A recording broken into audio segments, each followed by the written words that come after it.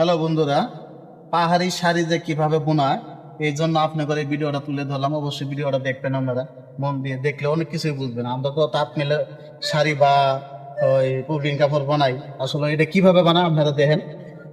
দিদি, একটা শাড়ি বানাতে কতদিন লাগে? একদিন। একদিন। একটা শাড়ি বানালে কত টাকা বেতন যায়? এটি 550। আসলে একটা শাড়ি বানালে 550 টাকা বেচা কিনা হয়। এই শাড়িগুলো আসলে আমাদের দিকে চলে না, বিশেষ করে এইদিকেই চলে।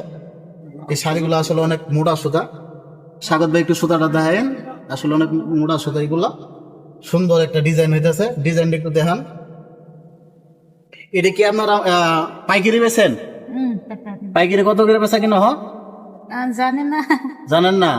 আসলে তারা এটা শাড়ি তৈরি করে দেয়, তাকে 550 টাকা দেওয়া হয়। তাহলে 550 টাকা যদি তারা একটা শাড়ি দিতে পারে, তা আসলে এটা বেচাটা আরো বেশি হতে পারে, 2000-2500 টাকা হতে পারে। আসলে এই জন্য ভিডিওটা তুলে দিলাম। অবশ্যই আপনারা দেখবেন, বন্ধুগণ নিয়ে আইছি, কেউ কারাক নয়।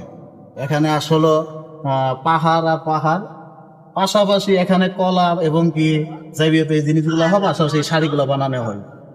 অবশ্যই ভিডিওটা ভালো লাগলে লাইক কমেন্ট করে দেবেন ইনশাআল্লাহ।